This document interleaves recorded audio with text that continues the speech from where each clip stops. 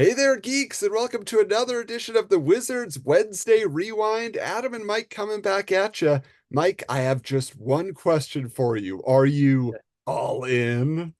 I am. I'm all in, Adam, and I can't believe I'm saying it. Uh, I so badly wanted to hate this book. I wanted to despise it because there's a lot of DC books coming out, and I am very short on cash, and I feel like this special has made me all in. Are you all in, Adam? Well, that's the thing, right? Everybody on our poll, I mean, this was the runaway winner this week. The hype is working. Everybody wants to know, what does this mean? What is this new beginning? Is it really a jumping on point for me? And I think they've done a pretty clear, concise setup for what they want to introduce, in addition to introducing a new line, as well as this whole idea of, what they're gonna be doing in their main continuity. So the first thing I just have to point out, though, is just not even like story wise or anything. The construction of this book, I didn't realize it was a flip book, okay? Yeah. Which it is. So I read this side first, which Oh, is you the got to dark start with side story. yeah. And so I read all this and I was like, oh, that's interesting. And then halfway through the issue, there's a two-page spread, and you're like, oh, and it's basically telling you this is the end of this book, but to be continued throughout the DC universe, right? So I go back and read this side, and then I'm like, oh, this is amazing. Because now there's mirroring in what's happening on this side and the other side. And I was just like, beautiful, beautiful concept, very well executed, just from that perspective. I really enjoyed that part of it. but I do think it's better to read this side first. For anyone that Yes. hasn't read it, start here because I don't know. I think I would have probably been frustrated reading this if I had started with this side. This side is interesting. We'll get to that. Do you want to explain what Well, this? you're excited about this part of the All In, so tell us. Okay, so this story really is it's a story where the Justice League are coming together and they're giving out like what Justice Unlimited cards. Wait, what is that? You didn't get this? So at my No. store, they're like, oh, if you buy the All In special, you get a Justice League membership card. What? Okay, I am rushing down to my LCS and I'm gonna shake my finger at them and say, "Where's my card?" So every Justice Leaguer is being given a card. Some of them kind of rejected, it looks like, right? Like it looked like Robin kind of was like, I don't need this. I'm part of the Teen Titans. But everyone's getting a card, and this story really is a Booster Gold story. It's following him. He's getting invited by Superman, and all of a sudden, Darkseid shows up and he attacks. And so there's some strange things happening with Booster and his internal struggles. Um, I don't really understand those struggles yet, Adam. Like it seems like he doesn't really believe he deserves to be a hero. But Is has that that what you? not always? I know he's like Yeah, generally been overconfident, but I always felt like that was masking the fact that he's like, I really don't have any powers. I kind of, just lied my way into becoming a superhero. That's why we went back in the past because they wouldn't know any better and all that kind of stuff. yeah. So they're really bringing that to the forefront, and he shows up, and basically, when Darkseid shows up, the only one that can enter this portal to find Darkseid is Booster Gold. He's gonna be the hero. So that's how this starts, and then we end up on the flip side. So then, if you read the other side, Adam, explain what that one's about because that one I found a bit more. Yeah, Um, this is much more like fantasy epic, like New God style storytelling, which is basically that Darkseid has found this ritual essentially that he could do, that if he like gives his own blood, he cuts off his own hand to put his blood into this equation, this ritual thing, that, well, he's wanting to expand what he is. He's like, he's saying like Darkseid must end, essentially. He's like, me as this corporeal being who's just like the ruler of apocalypse and all of that, I've gone as far as I can go. And so he wants to merge with the Spectre. So he goes and he basically like starts absorbing the specter, and that expands his consciousness. And like all the other like cosmic entities, Phantom Stranger and all those others, they're like, oh, you can't do this, dark side. You are a constant in the universe. That's why there's no other you in the multiverse. Which is that true? He's never been in like an Elseworlds tale where there's a different dark side. I find that hard to believe. But I anyway, guess so. I can't think of any. Yeah. yeah. But he changes to where he doesn't, I mean, he exists and then he doesn't exist. He exists as a force that can create a new universe. And I assume that is the absolute universe, right? Mhm. Because those are the ads that are interspersed throughout the pages on this for absolute Batman, absolute Wonder Woman, absolute Superman. And then at the end of that story, Booster Gold comes into his reality, and like I said, in the other side of the book, Booster Gold had gone into this reality where Darkseid has created this world, and they're identical pages, but by different artists, but it's the same dialogue, it's the same like layout. And then in the middle, there's this giant splash page where it shows what looks to be the Legion of Superheroes of the Absolute Universe, I guess. I don't know. Yeah, it looks like Darkseid's legion of superheroes or supervillains, I guess. And it's the ring that Booster Mhm. Gold has that he wants, I presume.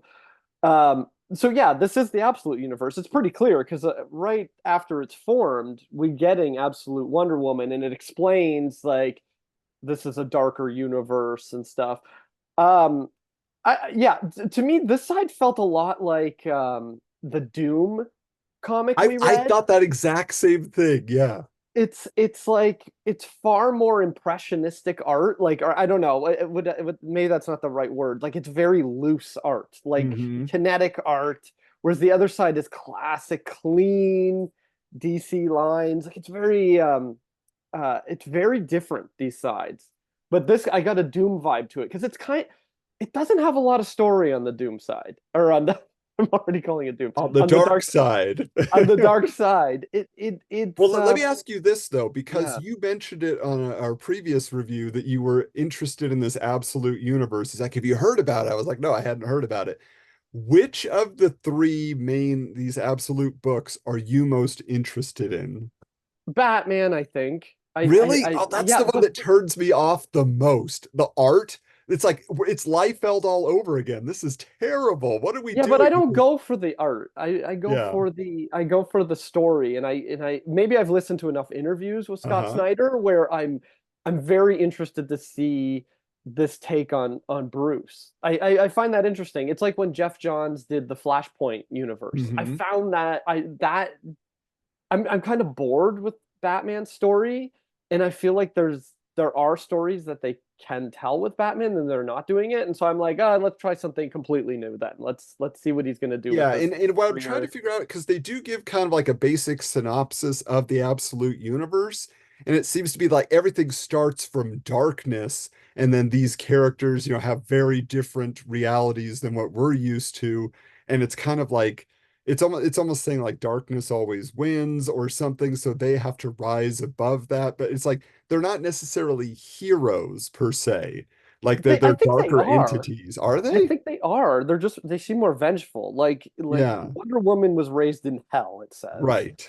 Which that's the And one that interests me the most. She looks pretty cool. I'm curious to see what they do with that story, what that means and exactly. Batman, what is it? They give a quick summary. He has no mansion and no money. Like I Yeah. love the idea of a Batman with no money. Like I think maybe that's a Batman I can, I don't know, relate to a bit more. Like that's my always been my problem with Batman. He's just a rich dude. Superman, no fortress, no family. So he's a guy that shows up with no, and he's not raised by the Kents. Interesting. And no island, no Amazon for no Amazonians. Yeah. It's interesting. I don't know. That interests me. But I have to say, this book doesn't feel like so much as a setup for the absolute universe. Like, yes, he's created it and stuff. It feels like a setup for a big uh, book wide interconnected story, doesn't it? Well, it feels like they're going to get It to that feels at like some an point because event, they mention the metal universe as part of this. Like, remember when we conquered the metal which was universe? Scott Snyder. That was Scott Okay. Snyder as well. Yeah. Yeah, so it seems like eventually again there will be that crossover situation, but they also, like they're saying this all-in deal is that they're relaunch not necessarily relaunching, but they're creating stories that are a good hopping on point for everybody. So they have all like their mainline books and a few more that are entering this universe. So I'm just kind of curious to see like the fact that I saw that Poison Ivy has a solo series now, which I didn't realize it's like 26 issues in. I was like, oh, okay. So that it was just kind of But interesting to see who it is in the forefront of what DC is it promoting right feels like, back back when I was it's like I kind of left comics for a short period, then I started collecting again during the Rebirth era, and there was this Rebirth issue that kind of was bringing in new readers. It feels similar to that. This, for some reason, feels like we're coming up to an event. Like it feels like an event we're about to hit, but we're actually, it's just jumping on points. But it must be leading But to but a they big, always have an event. Like every yeah, couple of it months feels it's like an another event. Dark Side war. I don't know. There's something interesting here. It's like I want there to be event because they've sucked me in where I'm like, I want a 7 issue event with dealing with this dark side stuff. But are Well, we not going to see dark side? we might not, because what's interesting is they show this card, one of the membership cards that is imbued with dark side Yes. energy, like now, and they also say that these cards are specially created to enhance your superpowers you already have, and like also like that you can work with other superheroes. So I just thought that was a really interesting situation there, where it's just like, oh, okay, so being a member of what they're calling Justice League Unlimited now, like, but I there's like there's wonder, always yeah. room for more to join our ranks and So all I that. think Mark Waid is doing that Justice League Unlimited series. So Hmm. that seems like a good jumping on. So I did grab Batman as well. So I want to read that. I haven't all I had time for was to read All In and the other book we're going to talk about. But I think I'm in, Adam. I was already in on the absolute titles. I have my shop, they've pre-ordered those books for me. It's the other books I didn't think I'd be that interested in. And I'm like very curious is how does this dark side stuff play out? Yeah, I have to say, If at all. I'm not all in. Oh, It did not hook me. I thought it was a very cool one-off thing, introduction thing, but they didn't tease anything that I want to read. They didn't show me Absolute Batman, Superman, and Wonder Woman except for ads. They yeah, I didn't would get show that. me Yeah. what the other characters in the Justice League are doing in their solo books. So I have no indicator for why I would want to read anything. It's just like, here's our whole universe, here's everybody that exists. And I'm just like, and what are you Okay, doing with but them? I don't know. let me ask you a question. If there was let's say a 6 part, final crisis coming, because that's what DC would do. They would always lead to some Yeah, big thing. If you knew there was a story coming and it was about Booster Gold in this epic event, would you be curious to read that? Because I that's what would. this Yes, feels like. I because he's the only main character, like you said. So I'd want to Yes. follow up on what Booster is doing, but I don't have any indicator when or where that is happening. And What? this is my issue. It's like for me, Booster is the in of this book right here. It's his story. Darkseid, I can't relate to that. I'm like, what is it you want? Like, this is why I cannot relate to bad guys of this scale, right? Like, even Yeah. to some degree, Thanos is really hard to relate to because, like, I get it on a simple Hey, level. we've all had a crush on a girl who's not interested. He's just chasing death, man. I mean more from the movies. Like he wanted to kill half the population. Right. We kind of understand that to a degree where it's like, oh yeah, climate kind of sucks, or we're ruining the environment. Maybe there should be less of us on Earth. And so you kind of can like I don't get Darkseid. He just wants all power. He already says he's a god, right? Darkseid is. He's all Well, it's he kind of a mystery because he does say, I see my whole journey, my beginning, everything that happened, the end, and I see what the potential is. So maybe it's just like he sees something we don't right now. But yeah, at this point, I it didn't work on me to get me excited to buy more DC books. okay. So I mean, we'll see where that takes us. There's already a few I'm interested in right now that I am buying, so I'll just keep buying those. But for their new initiative, probably not month to month. But one book that I am interested in because last week I was talking about an anthology creep show I was excited about, but this week Hyde Street from Ghost Machine. Here we Okay. go. Did your shop have any of the variant covers? Mine did not. None. They ordered, it looked like they ordered like 5 copies. One was for me, and the other 4 were other people. Yeah, now And they I had did one feel, extra. oh, one extra. Yeah, that was damaged, and that was the one I swapped. That was my copy, and I was like, "Why did you give me a damaged copy?" Now, you and I have been buying Ghost Machine books, so I felt a little ripped off just that the first story, like the first quarter of the book, was already previewed in the most recent releases by Ghost Machine. So Yeah, we had an idea of where it was headed. So I understand it made me more excited to buy it, but then I open it up and I'm like, well, I just flipped past 5 or 6 pages because I've already read it. yeah. And that was a little bit, I actually think those 5 pages did a disservice. really? I don't think it helped anything. Hmm. To me, I feel like the those 5 pages gave me an idea of what I thought I was getting, Mm-hmm. but then ended up getting something else that was even better, in my opinion. True. Yeah, I thought it was going to be short anthology stories, but it turns out there I is a did too. running thread with this character, essentially Mr. X-Ray, is that his Yeah. name? I just want to say this book is basically Jeff Johns has taken the ads of a 1960s comic book and made it into a comic. Yeah. I absolutely love that. I was as a kid when my dad would read me those Spider-Man, Silver Age Spider-Man books or Fantastic Four books. There were points where I would just stare at the ads because they're so weird. And you think about who's selling this stuff? Who are these people with the monkeys that you could buy? Or like my dad would even tell the stories of wanting to like buy a 25-cent monkey or you could get and this is those ads come to life. You want Yeah, to and explain it's them? basically the story of a guy who was the one creating the ads to fool kids. He's like, it's Yeah. easy to get kids to part with their money. Adults are a little more tricky. And then, he's not a good guy, obviously.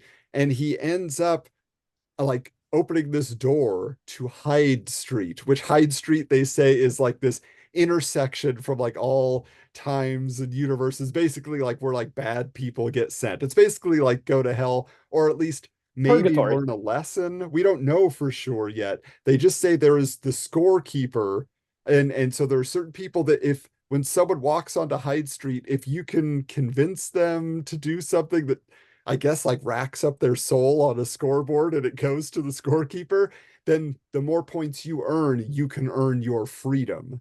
And that's what this guy, Mr. X-Ray, is trying to do. But he's competing against, this Boy Scout, this evil Boy Scout, and stuff like that.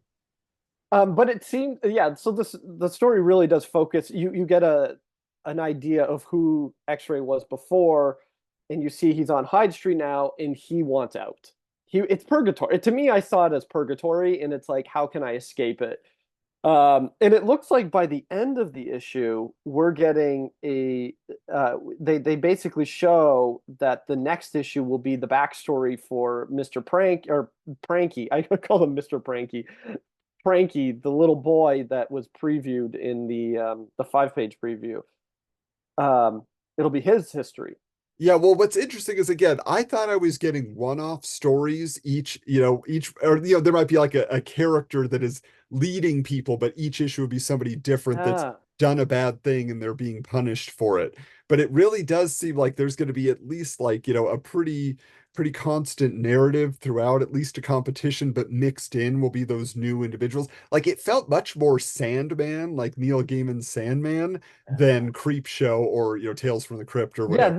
This is far more cerebral. I see it as kind of Lynchian, Mhm. Lynchian, or it's somewhat Twilight Zone, but not quite Twilight Zone because they're interconnected. It really is its own thing. It's very unique, and I do wonder what how people react to this book because I've not. It is Sandman's probably the closest thing. I Yeah. think you kind of.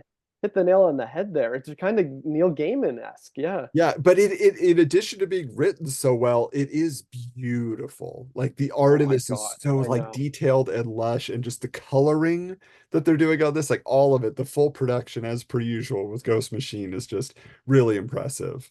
And it really is it's got a tone. It sets the tone. And I really feel like the 1960s ads. I don't know. Maybe that's just this issue because it is focused on an Hmm. ad sales guy that that sold X-ray glasses through comic books. But I don't know.